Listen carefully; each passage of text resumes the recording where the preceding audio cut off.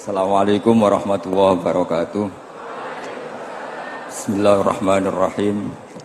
Tabarakalladzi nazzala al-furqana ala 'abdihi liyakuna lil 'alamina nadhira. Allahumma shalli wa sallim ala sayyidina maulana Muhammadin wa ala alihi washabbihi asma'in amma ba'du. Yang sangat saya hormati Rektor Tribakti Kiai Haji Abdul Ghafabi, semua keluarga Lirboyo, semua yang hadir yang saya hormati. Ini tadi saya diajari doa maksa Tuhan. Saya punya sanad yang mungkin lebih keren. Jadi ada seorang Arabi berdoa di Raudhah, ya Allah, jika Engkau jadikan orang soleh, maka yang senang adalah kekasihmu. Jika Engkau menjadikan saya orang fasik, maka yang senang musuhmu, yaitu iblis. Tinggal jenengan mau nyenangkan kekasihmu apa musuhmu. Akhirnya ada hatif, ya sudah, soleh saja soleh. Doa kok gitu.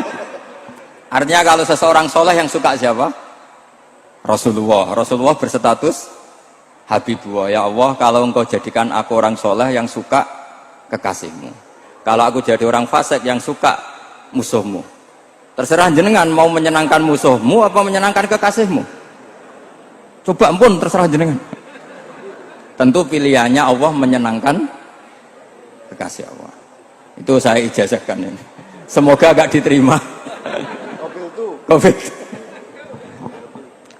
Jadi kalau di Ihya itu ada Kitabul Wujdi, ada yang baca Al-Wajdi. Tinggal zaman mondok ngarokati apa enggak tahu saya.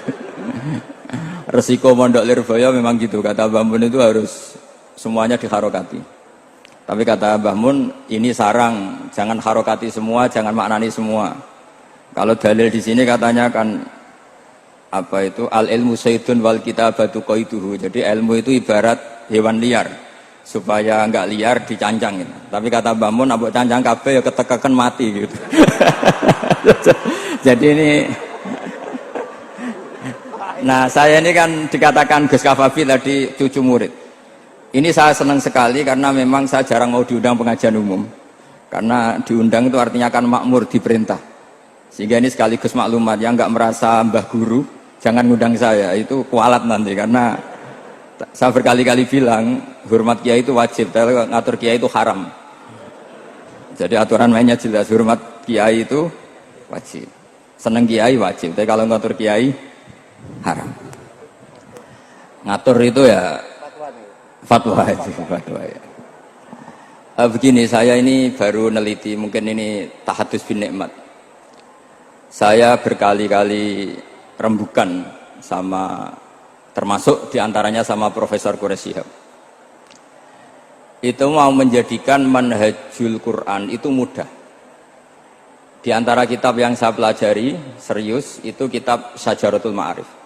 Nanti sebagian tak tinggal di sini biar diajarkan Gus Rizza.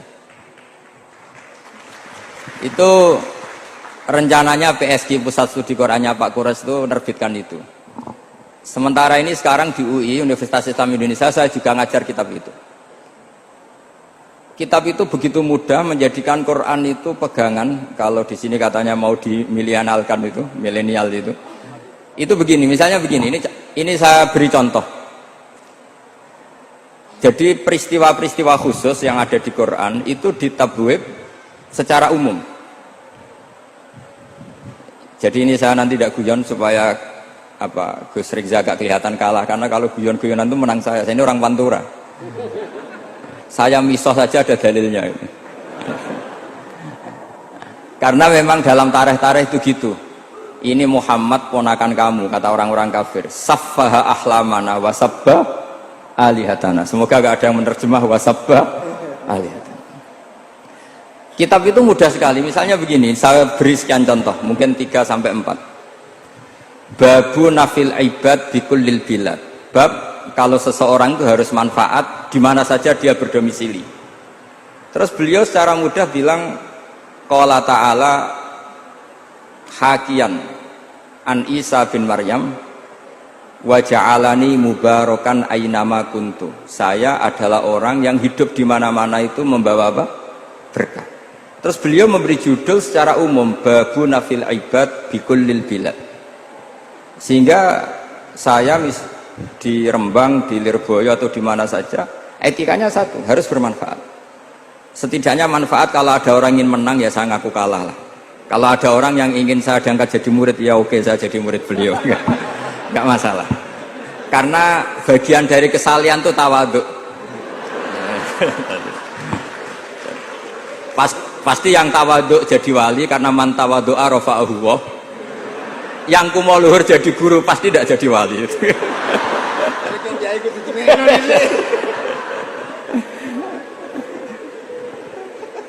Terus ada bab yang sesuai dalam konteks Indonesia. Itu juga dibabkan umum, babu saddid dzara'i. Bab menutup pintu potensi-potensi yang enggak baik. Terus beliau mengutip qala ta'ala wala tasubbul ladzina yad'una min dunillahi fayasubbullaha adwam bighairi ilm. Jadi dulu para sahabat saking semangatnya berislam, itu saking semangatnya itu sering bilang jancuk Lata, jancuk Uzza. Jadi ini tidak jauh-jauh dari misoh karena memang sudah dicap cangkem elek tadi. Terus mereka tanya, lalu kalau Tuhan saya jancuk, bahayanya jancuk juga Tuhan kamu. Akhirnya Allah bilang gini, Muhammad, umatmu kandhane aja misoi bro, korbane aku. Makanya terusannya ayat fayasubbuha adwam bil khairi.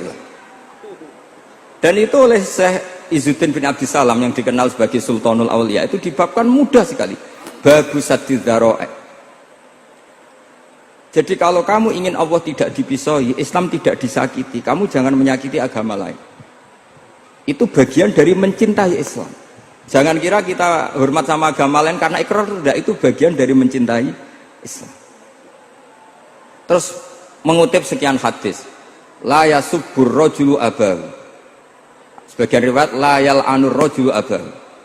Ada yang baca layal ani, terserah lah. Kalau nahiyah layal an sapa rajulu, terserah lah. Apa khobar bimanal amri, apa bacanya layal an itu bisa dipasul masail nanti itu. Jangan sampai seseorang tuh misoi bapaknya. Kata para sahabat, wa kaifa yasubbur rajul abahu. Bagaimana mungkin seseorang misoi bapaknya sendiri? Terus kata Rasulullah, yasubbu abar rajuli fayasubbu abah. Wa yasubbu ummar rajuli fayasubbu ummah. Dia misoi bapaknya orang lain kemudian dibalas bapaknya dipisah. Ini penting saya utarakan. Jadi mudah sekali. Terus dibabkan di bab umum itu babu saddid dzara'i.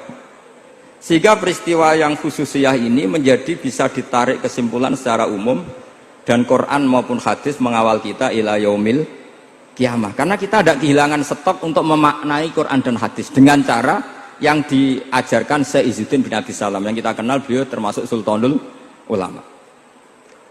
Contoh ketiga ini yang paling penting dan itu saya sering utarakan. Beliau bikin judul la yutrakul haqqu li ajlil batil. Kebenaran tidak boleh ditinggalkan hanya karena banyak kebatilan. Uniknya apa? Beliau pakai dalil, saya yakin seorang Dr. Riza pun nggak terlintas kalau itu ada. Meskipun bikin rumus istihad tadi yang nggak ada kembarannya tadi. Karena ulama yang waras ya nggak ingin ngembari rumus seperti itu. Memang nggak perlu dikembarin, apalagi dosen-dosen tribakti itu nggak suka. Ini padune ra kuat gaji kan gitu. Itu kan dalih ya, dalih supaya ngirit ya. Wes mulang gak arep-arep gaji barokah gitu. Itu mesti kong kali kong sama bendara ya. Yayasan. Karo yayasan itu. Itu ada judul la yutrakul haqqu li ajlil batil. Itu uniknya beliau hanya dalil inna sofa wal marwata min sya'airillah faman hajjal baita wa atamara fala junaha alaihi ayyat tawafa bihima. Sofa dan Marwah itu hakikatnya adalah min syairillah, termasuk syiar-syiarnya Allah. Maka siapa yang haji maupun umroh nggak apa-apa. Allah dalam bahasakan itu nggak apa-apa. Fala junah nggak apa-apa. Terus saja tawaf di situ. Memang dalam bahasa Quran nggak bahasa sa'i tapi pakai bahasa tawaf, ayat tawafa bihima. Kata Sayyiduddin bin Abdissalam, di sofa ini ada Isaf nama berhala, di Marwah ada Nailah juga nama berhala. Yang orang-orang jahiliyah dulu ini menyembah dua berhala ini. Karena ada berhala mereka merasa risih kalau ibadah ritual tauhid di situ. Tapi kata Allah, teruskan saja kamu tawaf di situ atau sa'i di situ. Artinya apa? Kebenaran tetap diperintahkan meskipun ada kebatilan. Jadi gampang sekali. Terus beliau bikin judul la yutrakul haqqu li ajlil batil. Barang hak itu tidak boleh ditinggalkan karena barang batil. Saya di mana-mana kalau boleh dikatakan fatwa. Kalau ada orang mati karena narkoba atau karena mendem atau karena koplo atau karena oplosan, itu kita sebagai kiai datang saja. Tapi tidak harus kiai yang top-top kayak Gus Rizal. Salah satu kiai datang. Karena sekali kita tidak datang, mereka akan menciptakan tradisi baru dalam penguburan. Kiai ratekong, soleh-soleh ratekong, dipendem ala mereka. Didekno ambek diminumi arak. Sehingga kita datang ini karena apa? Sebetulnya demi melaksanakan syariat Islam, memperlakukan janazatu muslim. Kita kelola secara Islam. Meskipun mangkel, kita mangkel, wong mati kok oplosan. Mati-mati pas sujud kan keren. Atau mati karena gaji terlambat kan keren. Ini mati kok. Atau mati karena miskin telat apa? Gaji kan keren, tirakat lah, qanaah. Nah. Betul, ini mas-mas kalau yang mencintai bapak ada kesampaian, syahid cinta itu juga syahid. Asal tidak pernah lihat, tidak pernah SMS. Ngempet tok itu kalau mati itu syahid. Tapi syaratnya nggak ngelihat, nggak nge-SMS, nggak WA. Pokoknya seperti itu. Nah, ini penting saya utarakan. Saya pernah diundang salah satu acara akad nikah. Itu yang undang itu nanggap ketoprak. Gus nanti ada ketoprak di rumah saya, tapi jangan nggak usah lihat itu. Tapi jam 9 ngakatkan anak saya. Ya saya datang. Pas itu memang nggak ada udzur saya datang. Itu sudah ada biduannya banyak di situ. Kenapa saya datang? Pikiran saya tadi. Kalau kiai tidak menyaksikan akad nikah, nanti mereka bisa bikin cara akad dengan cara mereka sendiri. Sehingga takbir-takbir yang di fikih, misalnya walimatul ursi itu kalau ada ikhtilatur rijal wan nisa haram hadir, itu nggak pernah dilakukan oleh guru-guru kita. Setahu saya Mbah Mun, bapak saya, guru-guru kita, meskipun ada ikhtilatur rijal wan nisa, mereka kalau ada walimatul ursi asal tidak ada uzur itu datang.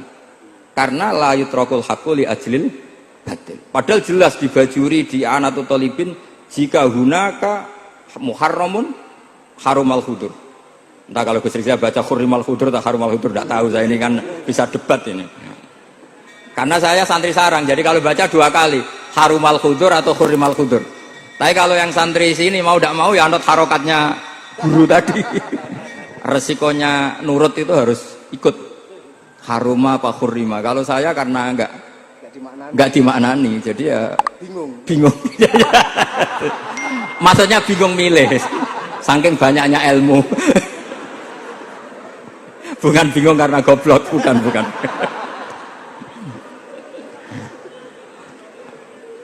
Ini penting saya utarakan. Jadi judul itu penting sekali. La yutrakul haqqu li ajlil batil. Contoh keempat, babu tolabil manzilah. Seorang yang terpercaya itu boleh cari pangkat di pemerintahan. Beliau dalilnya gampang sekali. Yusuf ketika merasa mampu mengendalikan ekonomi, ketahanan pangan zaman itu, beliau matur ke Aziz, ke penguasa Mesir, qala ja'alni ala khazainil ardh. Jadikan saya sebagai pengelola hasil bumi. Inni hafizun alim, saya ini orang terpercaya, saya ini orang yang pinter. Maka ngaku pinter itu boleh asal pinter betul. Karena Nabi Yusuf bilang inni hafizun alim. Ini sudah 4, sampai berapa? 7 sampai 7. 5 aja nanti ilmunya habis. Jadi saya mohon nanti kitab itu saya tinggal 1, tolong dipelajari teman-teman supaya ada cara mudah. Dan kitab itu pernah dibaca Syekhina Kiai Maimun di Sarang, pernah tak bawa ke Jakarta, saya diskusikan dengan Pak Profesor Quraisy Shihab. Terus sekarang juga dalam proses diterjemah. Tapi saya mohon ini yang nggak penting, terjemahnya itu nggak penting. Ini anak-anak Lirboyo kan bisa ngartikan sendiri, bukan sekedar terjemah tapi ngartikan sendiri. Itu unik, cara memahami itu unik sekali dan mudah. Jadi setiap peristiwa khusus itu diberi judul umum. Nah barokahnya judul umum ini, Quran itu menjadi ngawal kita ila yaumil qiyamah. Tapi kalau itu kamu anggap ini peristiwa Yusuf, ini peristiwa Yakub, peristiwa Ibrahim, maka seakan-akan Quran itu tidak untuk kita. Makanya tadi, misalnya wala tasubul ladina dibabkan babu saddid dzara'i. Itu semudah itu, segampang itu. Sehingga dalam kitab Minhajul Abidin diterangkan ada seorang wali yang takut dosa karena banyak perempuan cantik yang pakai celana pendek, banyak bulat lah di dunia itu. Singkat cerita dia uzlah, dia santai-santai di gunung makan rerumputan. Terus ada wali yang kelasnya lebih tinggi. Kamu di sini ngapain uzlah? Kenapa? Meninggalkan dosa. Terus digojlok sama wali yang lebih senior. Kira-kira saya gojlok Gus Rizal gitu. Kata si wali yang lebih senior tadi, taraktum ummata Muhammadin fi aidil mubtadi'ah. Sebetulnya kamu itu tidak menghindari dosa, tapi malah parah. Ketika umat tidak kamu pimpin, artinya membiarkan dipimpin kelompok lain. Dan itu bisa orang ahli bid'ah, bisa orang kafir, bisa yang lebih menyesatkan. Jadi uzlah itu tidak solusi. Ini pentingnya pembanding. Jadi gak apa-apa nanti setelah saya ngisi, dikasih kesempatan untuk bully saya, gak apa-apa. Saya terlalu sakti untuk dikalahkan. Jadi artinya muhibbin saya itu gak ngefek lah kalau saya diadili siapa? Gus Riksa. Gak ngefek. Jadi menurut saya nanti tak kasih kesempatan untuk ngadili saya. Terus setelah itu selesai, saya tidak jawab lagi. Sebagai latihan calon wali itu harus sabar, man. Jadi wal kadhiminal ghaidha wal afina anin nas. Jadi setelah saya dibully nanti saya bilang sudah, saya maafkan, wassalamualaikum, terus gitu. Terus contoh yang paling ekstrim gini Gus Rizal, ada contoh babu jawazin namimah limaslahatin. Bab boleh adu-adu. Adu-adu itu mengadukan satu peristiwa yang buruk ke orang lain karena maslahat. Itu contohnya unik sekali. Saya ini bingung, masa ada namam atau namimah kemudian ditoleransi. Terus beliau pakai dalil wajah arojulum min aqsal madinati yas'a. Qala ya Musa innal mal'a ya'tamiru nabikal yaqtulu kafakhrus innilaka minan nasihin. Musa, saya ini pegawai kerajaan Fir'aun, saya termasuk perwira di kerajaan Fir'aun. Saya tahu rapat tadi malam itu memutuskan menangkap kamu untuk dibunuh. Maka kamu harus secepatnya keluar dari Mesir. Itu kan sebetulnya tipikalnya agak namimah, adu-adu, tapi limas lahatin. Itu mudah sekali kitab itu. Jadi saya mohon anak-anak Tribakti yang mau mengkaji Quran ingin alim, pakai kitab itu. Saya jamin kalau khatam pasti alim. Khatam paham maksudnya. Daripada sampean pakai metode usul fikih itu keruwetan, karena selain judulnya sudah ruwet. Lubul usul itu sudah ruwet. Dulu saya ngaji di sarang itu semua satu kelas itu semuanya dapat 4 terus. Kecuali saya tidak dapat nilai karena gurunya bingung biji. Tidak tahu bingungnya itu karena dianggap terlalu alim atau terlalu goblok, tidak tahu saya. Yang jelas usul fikih saya itu nggak ada nilainya. Begini kalau dalam usul fikih kan begini. Ya ini agak menghormati pasca sarjana, jadi agak-agak ruwet biar kesannya itu ya intelek atau pinter lah gitu. Kalau guyon terus itu kan nganggap sampean itu isane mau paham guyon gitu. Jadi gak ngergani orang seperti orang guyon terus itu. Tapi ini agak serius. Begini. Misalnya saya sebagai kiai ngundang Zaid, kamu ke sini. Saya jelas sebut Zaid ke sini, ada tamu. Sebetulnya saya ingin Zaid apa ingin cah dalam siapa saja asal bisa melayani tamu. Zaidun itu zikrul ba'di wa iradatil kul apa zikru zaidin fi ainihi. Itu kan jadi perdebatan di ilmu usul fikih. Ketika Zaid gak ada, terus di situ ada pelayan yang bernama Bakar Umar gak datang, pasti kayaknya marah. Cek sombong ya santriku, tak udang rano sing moro. Terus misalnya anak-anak bilang, Pak Yai Anda kan tadi manggil Zaid, tidak manggil kita. Cek goblok, maksudku ono sing nyuguhi teh. Ora kudu Zaid, Bakar Umar yo kena. Bocah kok goblok kan mesti gitu.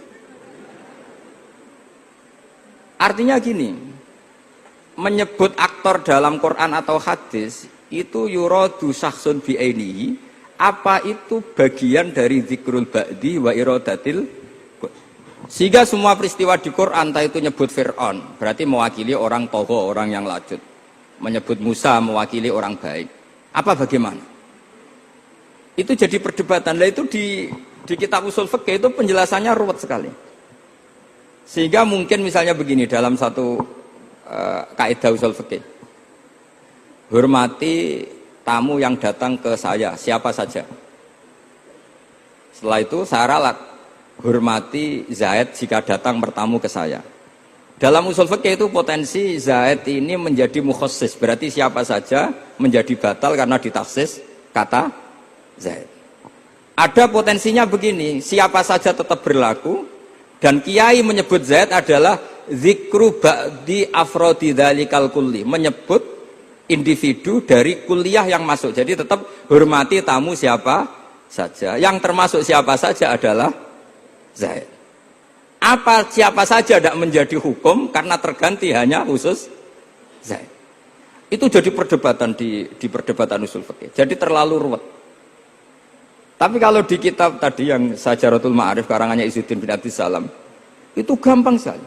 Saya baca itu min awali hatta akhir itu tidak ada yang iskal, gampang sekali, mudah sekali.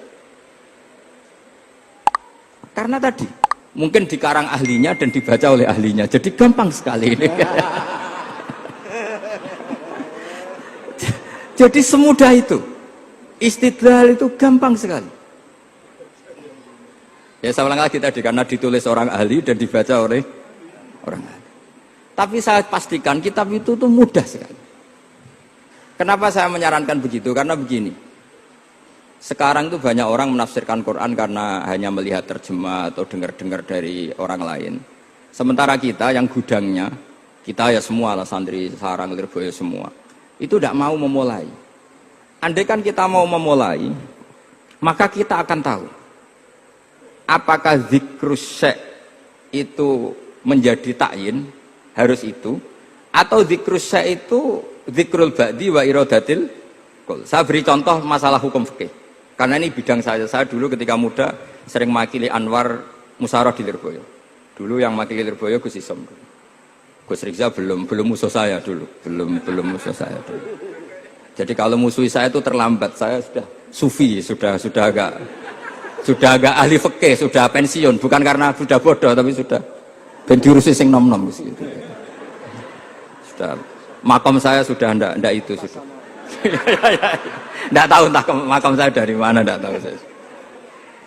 Misalnya begini, saya beri contoh. Di antara yang nggak boleh dalam pernikahan adalah wa antajma'u bainal ukhtain. Menikahi mbaknya plus adiknya, fi nikahin wahid, tahta rajulin wahid. Jadi nggak boleh mempoligami mbak bersama adiknya. Kalau kita percaya zahirun nas, maka yang haram hanyalah wayoh atau berpoligami mbak dan adik. Dan itu bahaya kalau Anda memahami seperti itu. Zaman Rasulullah Sugeng ngendikan ditambahi satu tok sama Nabi. Wala benal mar'ati wa ammatiha wala benal mar'ati wa kholatiha. Itu kalau orang Jawa kan satu, karena bulik dan bude, orang Jawa itu sama, dari bapak ya bulik, dari ibu juga bulik. Tapi kalau orang Arab bilang min jatil ab disebut ammah, min jatil dikatakan kholah. Nabi zaman Sugeng itu hanya nambah itu tok. Juga agak boleh menikahi ponaan plus buliknya atau menikahi buliknya plus ponaannya. Kemudian oleh ulama fikih ditambahi satu kaidah. Dua perempuan yang kalau saja laufurido itu kalau saja diandekan yang satu lelaki tidak boleh nikah, maka orang ini tidak boleh dijamu dikumpulkan tahta rajulin wahid. Berarti memasukkan siapa saja? Mbah dan cucunya, perempuan dan buliknya, perempuan dan saudaranya. Nah, artinya gini, andekan yang disebut Quran itu menjadi itu saja hukumnya, maka yang haram poligami hanya mengumpulkan mbak dan adiknya, karena Quran hanya bilang wa antajma'u bainal ukhtain. Tapi tentu itu kebodohan. Mesti gak tahu ngaji usul fikih. Kitab yang pantangannya orang banyak, ya pantangannya gurune bareng. Jadi itu bukan pantangan muridnya saja, ya pantangan gurune bareng. Akhirnya apa? Itu kita analisis bahwa ini mimbabi dzikril ba'di wa iradatil kul. Mungkin ada ulama yang era Imam Syafi'i meredaksikan wa antajma'u bainal ukhtain ibaratun anil jam'i bainal mahromen. Apapun itu, tetap ukhtain di sini itu satu percontohan mengumpulkan dua perempuan yang ada hubungan mahram, entah karena saudara kandung atau bulik bude atau mbah sama cucu. Lalu pertanyaannya, kenapa Quran tidak menyebutkan mbah dan cucu? Kebayang nggak misalnya Gus Rikza nikah orang perempuan cantik umur 25 plus mbahnya umur 70 tahun? Nggak mau membayangkan. Katanya tidak mau membayangkan. Artinya gini, orang waras itu tidak akan melakukan seperti itu, maka nggak perlu dilarang. Tapi nak rabi bae sesuai gedon jebule ayu adi itu banyak. Terus dongano bae mati itu banyak itu. Sehingga yang potensi bahaya itu wa antas mau penal ukten. Karena yang potensi nakal itu ya itu tadi. Ron ambake luwe ayu rabi adike, semoga kalau sedang keluarga orang lain ceraikanlah. Dungane maksa. Dungane maksa niku lho.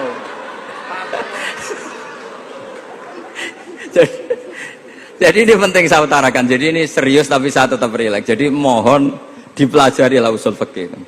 Kalau usul fikih Anda kesulitan, pelajari saja kitab Syajaratul apa?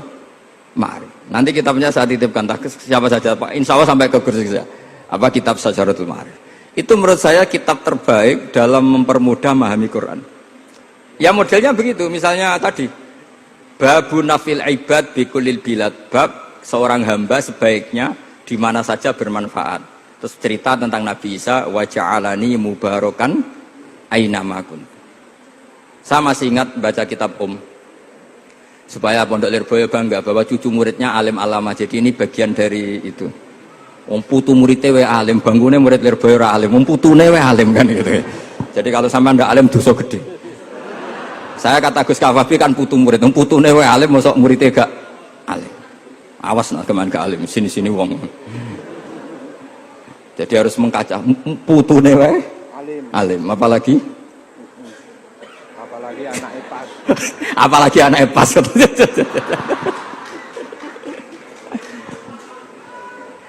Jadi tadi sampai mana guys? Lupa ya. Sampai adik ayu. Adik ayu. Mbake sing ayu. Ditungakno tadi. Iya, ditungane bentang mati adike oleh mbake. Tapi adike mati Gus. Saya teruskan lagi ya. Jadi kalau saya masih ingat baca kitab karangannya Imam Syafi'i dalam tema yang mirip ini. Ketika beliau ditanya, boleh ndak seorang lelaki uzubah tidak nikah? Waqat qala Rasulullah sallallahu alaihi wasallam an nikah sunnati faman rohiba an sunnati falaysa minni. Itu kata Imam Syafi'i. Ya kalau dia tidak nikah karena benci sunnah Rasulullah itu buruk. Tapi kalau karena takdir dia tidak suka nikah atau enggak payu rabi ya enggak apa-apa. Terus Imam Syafi'i ditanya, apa dalilnya? Jawabnya Imam Syafi'i itu rileks sekali. Inna wa ta'ala dzakara 'abdan sholihan wa wasafa bi annahu hasur. Terus beliau baca ayat wa sayyidaw wa hasura wa nabiyyam minas sholihin. Allah itu menyebut sekian hambanya yang soleh, dan di antara hambanya yang soleh itu berstatus hasur, orang yang tidak nikah. Artinya tidak nikah itu bukan mengganggu kesalehan, maka uzubah itu halal. Semudah itu dulu orang memahami Quran. Kok sekarang jadi sulit tuh salah gurunya apa salah muridnya? Jadi ini cobalah di apa ya, saya memang ingin supaya Pondok Lirboyo itu mudah sekali paham Quran. Saya ini termasuk heran ya, kenapa saya yang ngomong tafsir itu menurut saya biasa saja sama. Tapi saya kata orang banyak itu sudah mufassir. Kenapa saya ngomong biasa saja? Karena ya tadi dengan perangkat-perangkat ilmu kayak usul fikih, kayak fikih sendiri, termasuk kitab Syajaratul Ma'arif, memang memahami Quran itu gampang. Wong kafir saja bisa paham dulu. Umar ketika paham Quran itu belum Pondok Lirboyo. Masih kafir. Enggak pernah jadi mustahik. Apalagi wakil rektor, enggak pernah. Tapi ketika adiknya Fatimah baca Quran, Toha ma anzalna alaikal Qur'ana litashqa illa tazkiratan liman, itu dia paham dan menjadi masuk Islam. Itu coba fahamnya itu sama ngajinya dulu mana? Dulu fahamnya karena Quran itu muyassar, mudah. Pernah ada seorang ustadz yang mungkin kalau sekarang agak ekstrim lah. Sama ndak usah bilang cingkrang, ndak usah, pokoknya agak ekstrim. Kamu kok senengannya nuduh orang gitu. Sampai saya kadang ketularan. Saya ini orang baik, gak suka nuduh orang. Itu ada orang yang agak ekstrim itu, datang ke Harun ar-Rasyid. Ya Amirul Mukminin gitu. Inni nasihun laka famusaddidun alaika. Fala tajidanna alayya fi nafsika syai'an. Saya ini orang baik-baik, ingin nasihati jenengan, cuma saya agak kasar. Musaddid itu agak kasar. Dalam bahasa Arab musaddid siddah itu kasar. Kasar atau tegas, kasar lah. Dalam konteks ini maknanya kasar. Fala tajidanna fi alayya fi nafsika syai'an. Mohon jangan dimasukkan hati. Apa kata Harun Rasyid? Ngendikan itu mudah sekali dan itu sangat Qur'ani. Kata Harun ar-Rasyid, uskut ya ustad. Sebagian riwayat uskut ya jahil. Hei orang bodoh, kamu diam. Inna Allaha ta'ala ba'atha man huwa khairun minka ila man huwa syarrun minni. Wa ma'a dzalika qala ta'ala faqula lahu qawlan layyinan la'allahu yatadzakkaru aw yakhsha. Kamu diam hei ustad bodoh. Allah Ta'ala itu mengutus orang yang lebih baik ketimbang kamu, yaitu Nabi Musa, ke orang yang lebih buruk ketimbang saya, yaitu Fir'aun. Itu saja harus beretika. Faqula lahu qawlan layyinan. Kok kamu sama-sama muslim mau main kasar sama saya? Kitabnya mana? Kira-kira seperti itu. Akhirnya Ustadz tadi, ternyata jenengan lebih alim, mboten sios. Semudah itu orang memahami Quran. Inna wa ta'ala qad ba'asa man huwa khairun minka ila man huwa syarrun minni. Fa inna wa ta'ala ba'asa Musa. Wa Musa tentu lebih mulia ketimbang Ustadz ini. Ila man huwa syarrun minni.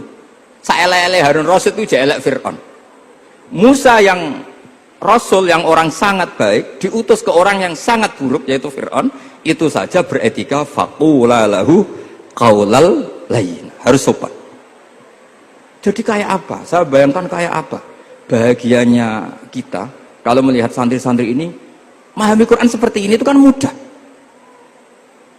nggak perlu dokter, bisa, tidak perlu, bisa, maksudnya bisa, nggak perlu dapat honoris causa dari apa tadi? Profesor cangkem elek tadi. Profesor bidang cangkem elek. Jadi karena Quran itu dalil, kata Ibnu Abbas, Al-Quran dalil itu mudah ditaklukkan, dibawa kemana saja itu bisa. Nah, ini yang terakhir, khasnya NU itu wasilah. Ini terakhir, nanti setelah ini selesai. Tapi saya mohon MC atau moderator atau siapa lah ngasih waktu Gus Rizal untuk bully saya. Dan saya jamin tidak tak balas. Tidak tak balas dan saya latihan legowo. Legowo tadi wal afina aninas. Sudah itu kata Rasulullah kan gitu, orang yang meninggalkan debat padahal dia benar, bana wahu betan fil jannah. Jadi sudah saya ingin masuk surga lah, tidak usah repot-repot berdebat. Wasilah misalnya Gus Kafabi niru Mbah Makhros atau Mbah Mun niru Mbah Karim niru Mbah Khalil Bangkalan sampai guru-gurunya. Karena zuriyatam ba'duha min ba'd. Saya juga alhamdulillah kemarin 3 bulan yang lalu, 4 bulan yang lalu Pak Said itu nyari nasabnya di Kudus. Kebetulan beliau sudah dengar-dengar kalau saudaranya Mbah Sahal. Mbah Sahal itu sepupunya Mbah saya, nyari-nyari ketemu beliau senang sekali. Cuma terakhir tanya saya, Gus, saya dengan kamu tua mana? Tua saya, buyut kamu adik buyut saya, kata saya. Nyai Fadilah itu saudaranya buyut saya, Mbah Maksum buyut saya. Yang di Pondok Damaran, saya sampai sekarang masih ngajar di Pondok Damaran, belakangnya Masjid Menoro itu. Mbah Mun pernah cerita gini, orang itu banyak yang anti wasilah. Wasilah itu ya niru guru, gurunya guru. Langsung niru Kanjeng Nabi. Atau langsung niru pangeran. Itu Mbah Mun, saya masih ingat betul dalilnya, ihdinas siratal mustaqim siratal ladzina an'amta 'alaihim. Jalan yang lurus adalah mengikuti orang-orang yang telah engkau beri nikmat. Kenapa Allah tidak menghentikan siratoka, jalan kamu, jalan engkau? Allah itu tidak makan. Bagaimana cara kita niru Allah makan? Wong Allah tidak makan. Allah tidak tidur. Bagaimana kita niru Allah tidur? Fa inna Allaha la ya'kulu wa la yanam wa la yashrab. Nah, niru itu ya orang, kata Bamun, karena manusia itu hadis, Allah itu qadim. Jadi tidak ada hubungannya barang hadis dan barang qadim. Jika kalau ingin niru ya niru manusia. Manusia itu siapa? Ya tentu masternya Rasulullah. Tapi kan walau lala ulama lama arafnal anbiya. Tanpa ulama kita tidak tahu Nabi melakukan apa, karena ini butuh sanad. Masyhur itu, walau la murabbi lama arafna rabbi. Tanpa murabbi kita tidak tahu rabbi. Nah, ini penting saya utarakan, sehingga di Quran itu setiap orang baik itu disebutkan orang-orang baik itu siapa? Ulaika alladzina an'ama Allahu 'alaihim minan nabiyina min dzurriyyati Adam wa mimman hamalna ma'anu wa min dzurriyyati Ibrahim wa Israila wa mimman hadaina wastabaina. Selalu orang baik itu diceritakan orangnya dan ngikuti orang juga. Ulaika alladzina hadahum wa fa bihudahum muqtadi. Kenapa? Karena kita tidak bisa niru Allah, karena Allah itu tidak makan, tidak minum, tidak tidur, tentu tidak nikah. Tapi sekarang orang tuh geger, wanut guru-guru ra mesti bener. Sing marai kaidah nak guru ra mesti bener tuh kita. Kita setiap ngajar di Lirboyo di Sarang bilang selain Rasulullah Muhammad tuh tidak maksum. Jadi mereka ketinggalan kalau ngomong kiai ra mesti bener. Tahu kita mulai kecil diajarin selain Nabi kok ora maksum. Dekne ro ilmu anyaran kok ngandani sing mulai bayi alim itu kan lucu. Kita mulai dulu tahu selain Nabi itu tidak maksum. Kok malah dikandani kiai tidak mesti bener, kenapa diikutin? Udah tahu kalau kiai tidak mesti bener. Cuma kalau kiai tidak mesti bener, nak kue mesti ra bener. Lagi-lagi gerakan cangkem elek kan gitu. Kalau kiai itu hanya mungkin tidak bener, kalau kamu mesti tidak bener. Ini penting saya utarakan sehingga mudah sekali. Apa dalilnya wasilah? Ya kita jawab saja. Ihdinas siratal mustaqim, siratal ladzina an'amta alaihim. Semudah itu Quran dipahami ahlinya. Tapi sekarang kok memahami Quran jadi sulit. Saya menjadi tidak tahu. Ya seperti tadi Izzuddin bin Adi Salam itu banyak dalil la yutrakul haqqu li ajlil batil. Itu contohnya itu hanya inna sofa wal marwata min sya'airillah. Ketika sofa dan marwah belum steril dari berhala-berhala itu, ketika Ka'bah belum steril dari berhala-berhala itu, Nabi tetap tawaf di Ka'bah, tetap sa'i di sofa dan marwah. Kemudian itu disimpulkan la yutrakul haqqu li ajlil batil. Segampang itu agama. Tapi kenapa menjadi sulit? Jadi saya mohon sekali karena kitab itu sedang dikaji di PSG Pusat Studi Quran, juga dikaji di pondok saya. Dulu Syekhina Maimun pernah baca juga. Sekarang di UII yang ngajar saya. Jadi saya ingin, dan itu diajarkan ditulis lah oleh ulama sing ma'ruf, bahkan gelarnya Sultanul Ulama. Dalam kasufnya Sayyid Abil Hasan Asyadzili, dalam kasuf beliau mengatakan, saya pas kasuf dengar satu suara, satu hatif, ya Ali, ma'ala wajil ardi, tidak ada di muka bumi ini kajian fikih sing abha, yang lebih bersinar, yang lebih moncer ketimbang kajian Izzuddin bin Abdi Salam. Dan tidak ada kajian ilmu hadis mengalahkan kajian Abdul Azim Al-Mundhiri yang ngarang At-Targhib itu. Era Sayyid siapa? Abil Hasan Asyadzili.